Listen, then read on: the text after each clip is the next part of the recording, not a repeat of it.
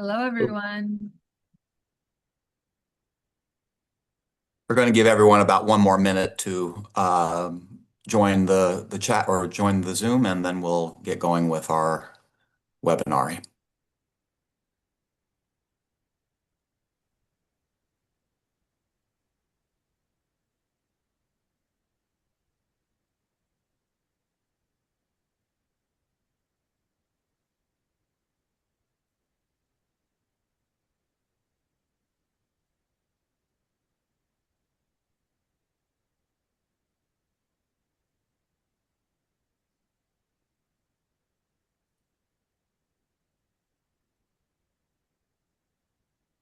Okay, I think we'll get started here.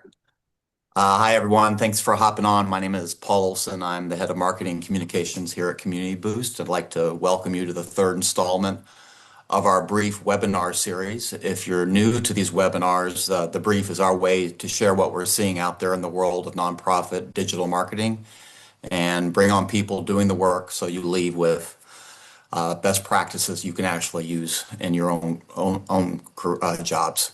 Today's a good one. Year end sneaks up fast, so we're pulling back the curtain with Good Sports on how their team plans their end of year giving push and why that work starts now in July. A couple of quick things at the end here. We set aside a few minutes for Q&A, so as questions come up, just drop them in the Q&A window in Zoom, and we are recording, so everyone who registers will get the recording afterwards. All right, let's do some quick intros. So first up is Wednesday Kokoris. Wednesday runs marketing and communications at Good Sports.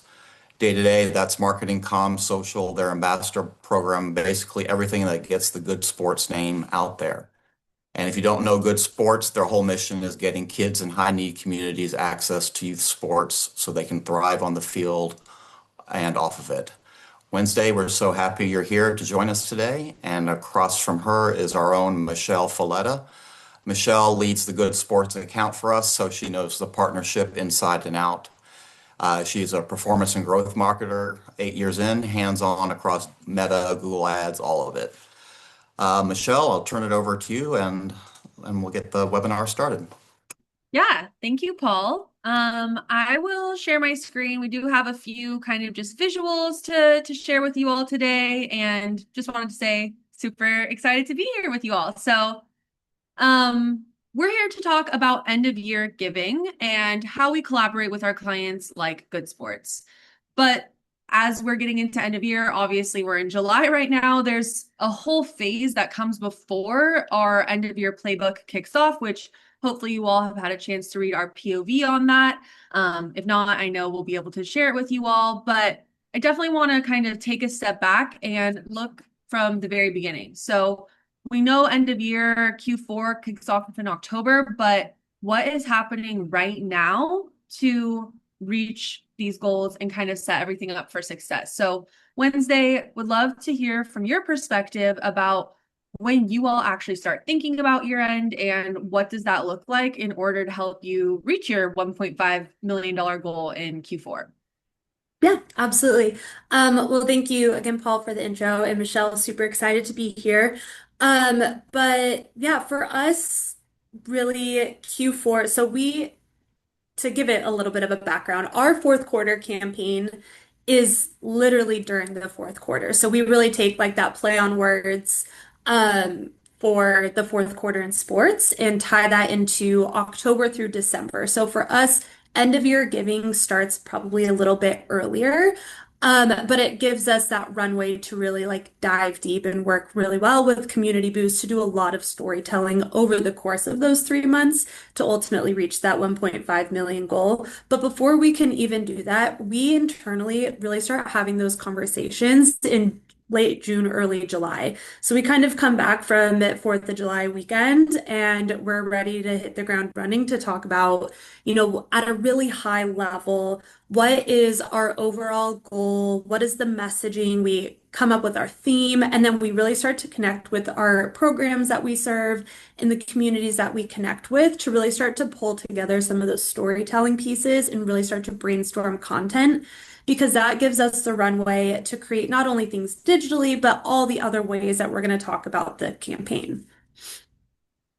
Yeah, I think that's super important. And again, goal setting is something that we talk about a lot at Community Boost and is, I believe, one of the big foundations of what creates a successful campaign. Obviously, we need to know what success is defined by in order to get there. So, absolutely a foundational piece. And then, another big thing is gathering those stories, making those program connections, all of those things that you kind of just mentioned.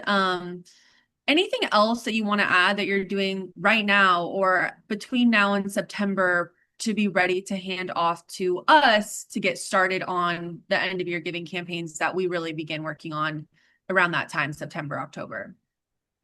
Yeah, so for us, I think something that has been really successful for us and wasn't something that we had necessarily done until we started working with you guys is the pre-wire campaign. So we take basically the month of October. And rather than just pushing for donations, we're doing a lot of impact storytelling and talking about how people's donations up until that point have really made a difference, and doing more of like an educational piece. And so during these summer months and the months leading into that, that's when we really dive into that research, like how much money have we raised? How many pieces of equipment have we donated? How many girls have been impacted? Boys? We really dive deep into the data of the work that we're doing. And because we're a national organization, but we're based in Boston, we have to work pretty meticulously to be able to get some of those stories from our programs all around the country because we're not necessarily direct service or like seeing them face to face all the time. So, really taking that time to kind of gather that information. And ultimately, what that lets us do is not only build the story that we use with you guys, but then again, like use the stories to encourage like our marathon runners that are running in the fourth quarter to really like dive deeper into their fundraising. It helps us like dive a little bit deeper in how do we get more creative with our appeal letters? How can we get more creative with our end of year events? And all of that kind of feeds into each other. But being able to start this early and diving into that data and diving into those stories helps us kind of at a high level map out everything that we're going to do. Yeah, absolutely. And that's something that we talk about a lot at Community Boost and just I think in the nonprofit space in general. Obviously, we are all here to support other people or humans. And yes, some things are supporting animals or the planet, but it's all part of, this greater community that we're building and utilizing real stories of impact is a super great way to kind of share that with other people. And I think it's something that stands out a little bit in our world of AI and absolutely extremely important to share those stories. And it's something that we love to start doing beginning in October and ideally all year round, but kind of letting people know, hey, this little girl, Sarah, didn't have access to sports, but because of Good Sports, she did. And then later on, we can go back and say, hey, remember Sarah, donate to kids like her. So super important. Beyond the all of the work to actually build out the campaign, another big piece of the puzzle is, of course, institutional buy-in. So December can seem really far away. How do you work with your team to get institutional buy-in starting now for something that isn't really going to happen until December? Yeah. I think it has, well, one thing that's really helped us is that we've always kind of viewed fourth quarter, like our fourth quarter campaign as those months. But ultimately, like reassuring people that it takes such a load off. Like it is such a busy time of year for everybody. Like end of year is just tough, whether you've planned your campaign out 8 months in advance or you start planning a month prior. So really getting people on board and having them understand that like this lifts a load off of all of us, the sooner we start planning this, it's once we saw that transition and we saw how much less work we were doing on top of all the other things that we had to do at end of year, I think really it was kind of like a no-brainer at that point for us. Yeah. Awesome. Well, that's kind of a glimpse at where we start now. Next step is kind of bringing the campaign to life. So we believe that in addition to, the media strategy that goes behind it, all campaigns kind of have these three key elements to be successful. So one being a strong appeal, kind of a through storyline that connects everything that we are running out there, whether it be direct mail, digital media, the landing page, which for Good Sports is definitely a really great strength that you all have. Compelling creative. So how are we telling that story in our creative? And then well-optimized landing pages. So where are we sending people? Does that also have compelling creative? Is it tying back to your appeal? And is it going to, help the user take the action we're looking for them to take? In this case, most often donations. So Wednesday, what goes into developing an appeal as strong as the one Good Sports has? What is going on with you all internally when you're developing your fourth quarter campaign? And then kind of the sub themes that go into that as well. I think that's a huge strength because we're not just relying on the fact that it's the fourth quarter and that's a play on, the sports being in the fourth quarter. Yeah. So it kind of starts with we really talk about the emotion of it. Like, what do we want people to feel when they're donating to us? Because I think something that, especially like with our mission specifically, is sports are so easy to relate to, and not just for people that have gone on to play in high school or college or beyond that, but like everybody can connect back to a moment of play in their lives. And so for us, it's really about finding that emotional piece that we want people to be able to connect to. 2 years ago, we leaned into what can a ball do? And because people like you and I, where we can go buy a soccer ball today after this call if we wanted to, and it would be super easy for us to do. But there's families out there and there's kids out there that can't go out and buy a soccer ball because they don't have the means to. And so when we leaned into that, it was really about what something as simple as a soccer ball can do so much more. And while that, like, what can a ball do was that title, we then were able to take that and say it can provide kids with leadership skills. A ball can provide kids with the opportunity to gain team building skills. It can give you the opportunity to excel in the classroom because you now have more confidence. We leaned into all the other pieces that the simple access to a piece of equipment can do for kids. And then that really allowed us to say, okay, like now that we have this, how can we tie this into connecting with people that we know have a passion towards football or have a passion towards soccer or gymnastics? And we can interchange ball for other things that people can connect with. And ultimately, that allowed us to be really creative and really specific across all of our different platforms. And we try to do that year over year where the message of it and the theme and the emotion can be broad, but we can make sure that whoever is reading whatever content, whether it's an ad, an email, a social post, a blog on our website, that they, as they're reading that messaging and as they're connecting to the theme, they have a very personal experience that they're able to tie to it. Yeah. I think that touches on the three within a strong appeal, kind of the three key things that we are always recommending you consider, which are, how is this appeal specific, which I think you touched on that really well, time bound, fourth quarter, and urgent. Why is this a need? And so great overview of that. Next piece here is creative. So what is your Good Sports kind of process when developing creative, and how has it, potentially evolved since we've been working together? Yeah, I really think that the Community Boost team has really pushed us to think outside the box. For a few years in a row, we leaned into the like visual of a scoreboard because what better way to talk about fourth quarter and time ticking down than a scoreboard? But it was pretty static, and we had just kind of been using it year over year. And then after connecting with the Community Boost team, like you all really helped. We haven't totally got rid of the scoreboard. We use like little bits of it here and there now, but you guys really helped us like look at leaning more into the imagery that we have of the kids who are receiving our equipment and leaning more into gifts. And I think something that actually has been super powerful in our emails is those tracker bars, where people can see as they're continuing to get emails how much closer we are to our goal. That's been another huge one too.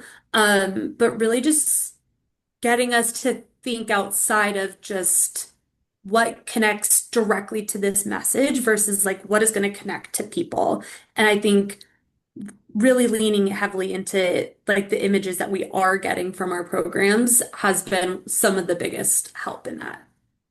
Yeah. Awesome. Um, Another kind of question that we had is just wanting to know if there's anything that you plan to do different about 2026 in terms of your end of year planning. I know historically, we worked together on email, social. I know this year paid search is part of your strategy, but anything else outside of digital? Yeah, so this year we're actually really excited to be leaning a bit more into our snail mail. We've always had a fairly strong response to people getting appeal letters in the mail. There's just some people that are always going to want to donate via mail or via a letter that they're receiving in the mail. But we're trying to find a way to make it a bit more exciting and get a broader audience to commit to that. So we're actually going to start a collection of like special edition stickers that people are going to get. Ooh. Um, and this time around, it's only going to people that have donated to us within the last year. And we'll, instead of sending one letter, we're going to be sending two letters to people. And it's that second letter that's going to be like that extra special one that'll have that little addition into it. But the fun thing about it is that each year, the idea is that the sticker is still going to match the theme. So it'll all still play back into that like original messaging piece. Oh my gosh, I love that. That's Yeah. Yeah. Yeah, it's really nice to give our donors a little bit of gratitude, a little bit of something special. So I think that kind of brings us perfectly into the next piece here of, how do we actually implement these strategies in real life? So we've done the foundational piece, the conversations are happening now. We bring kind of brought the campaign to life. Now, what does that actually look like in practice? So again, hopefully you've all had a chance to review our POV about the three-phased approach, but this is really what we use as kind of our secret sauce strategy. So phase one, definitely wanting to use this as an opportunity to provide gratitude. So saying thank you to existing donors or people in your community. You can see this ad here is a great example because of donors like you. Good Sports has impacted over 10 million kids. So reminding them why the impact that they've had. Also using this as an opportunity to kind of introduce your theme. So not going in with those asks, but just saying, what can a ball do? As Wednesday noted, such a simple item can do all of these things and kind of getting people ready for what they are to see. So introducing the messaging, thanking donors, highlighting that impact is super important for phase one. And this is what we really recommend getting started around October. Then phase two, this typically starts for the majority of our clients right before Giving Tuesday. So this is when we're starting to kick off those donation asks. We love to use specific impact amounts when possible. So $100 helps provide 5 balls to kids in need. Going in with those direct asks and whenever possible, highlighting donation matches. It almost always is a top performer when we're using this donation match kind of language. And then finally, phase three, this is the very last week of the year, those last few days where we're really wanting people to know, hey, there's only a few days left for you to help us reach our goal. Focus on countdown clocks, these goal barometers, all really great ways to drive that urgency. So this is kind of our playbook, but obviously we customize this and make sure it's relevant for every individual organization we work with. So Wednesday, I know the timeline that we run with you all is a little bit different. So you all start making donor asks in November, really well before Giving Tuesday. Do you want to talk about that a little bit? Yeah. So for us, especially because our goal is so big, it's 1.5 million. Um, However, that does include 1.5 million to be raised across all activities that we have going on. So that includes our marathon teams. We have the Chicago Marathon and New York Marathon going in at that time. We also have the Boston Marathon team that starts fundraising during that time. And we have two end of year events. So all of those also feed into that 1.5 million. But because of that, it isn't really fair to ask one group to start fundraising for it and not another. But we've also seen a lot of success too in giving people more time rather than like this rushed, like you have to donate right now and you only have this like really short amount of time because like for the example, this year Giving Tuesdays in December.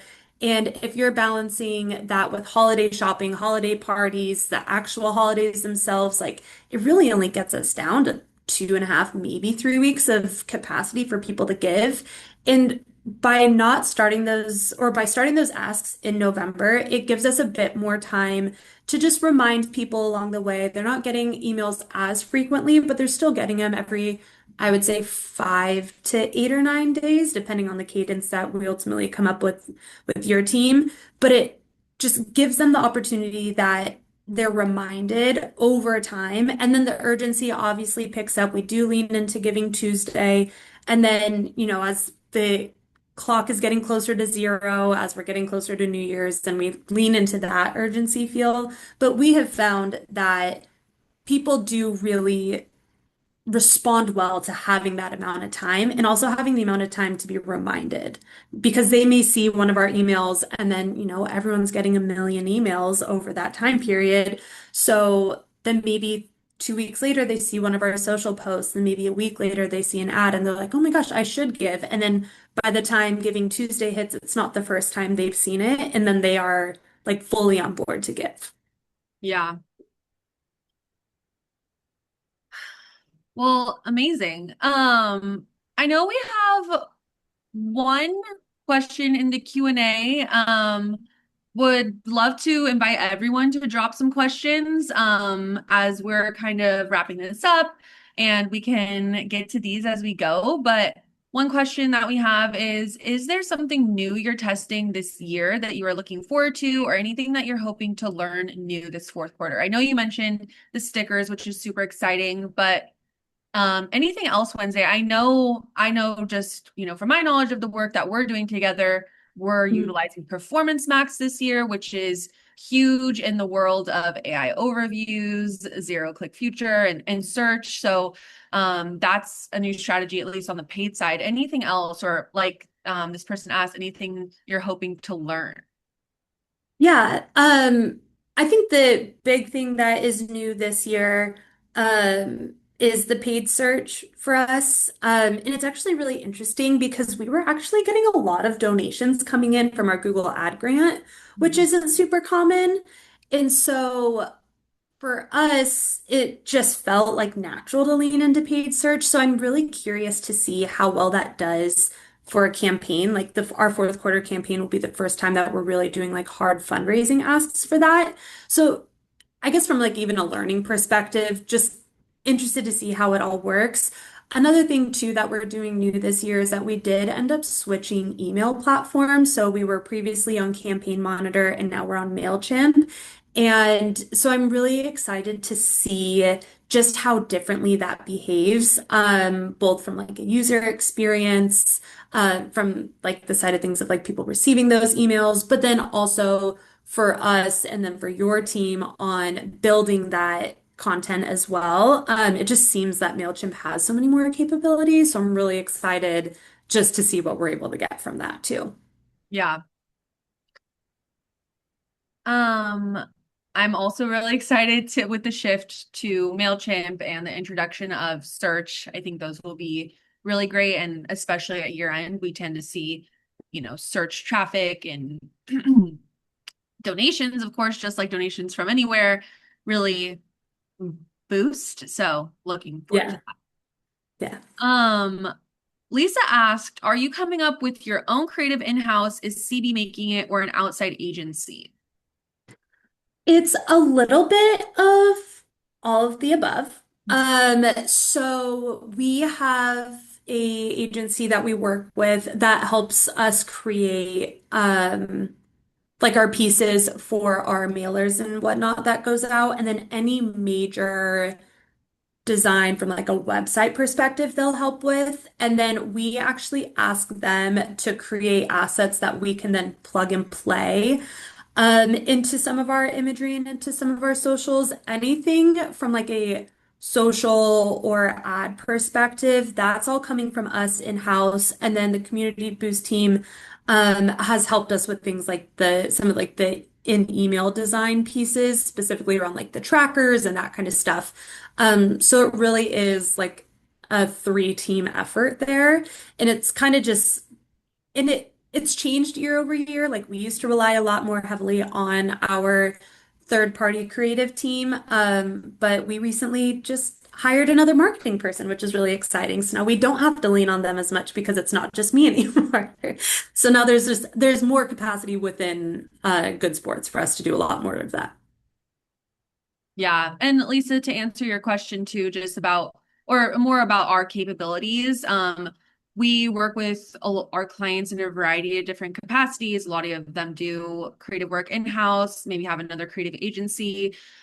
We are rolling out some new capabilities where we can work with clients to do campaign concepting and design support. So for example, if you need support to come up with what your Q4 campaign is going to be, we can support you there and kind of get some of those social designs ready for you. So definitely something newer for us that we are really excited to roll out. Yeah, we have a few other questions, both regarding kind of like MailChimp and the CRM. So maybe we can answer these together. But one is, do you have MailChimp connected to your CRM for segmenting? If so, what CRM do you use? And then kind of on the same front, the question was, did you evaluate any other CRMs such as Marketo or HubSpot before choosing MailChimp? So kind of very on the ESP side of that. So we actually we don't have it connected to a CRM because we have an overarching ERP system that unfortunately does not connect to MailChimp. But we are fingers crossed transitioning away from that. Ultimately, though, like we had looked at HubSpot just to see if we could use it from a marketing perspective. And for us, it didn't make sense to be able to do that. However, any segmentation or anything that we've wanted to do, we just do manually. And it is a little bit of a time suck. But it's just something that we've kind of had to like pull our bootstraps up and do. But the idea is hopefully that, with our new fingers crossed ERP system coming in the next 6 to 9 months, that we'll be able to actually have a lot more capability from that perspective. Yeah, I think we have time for one last question if anyone has anything.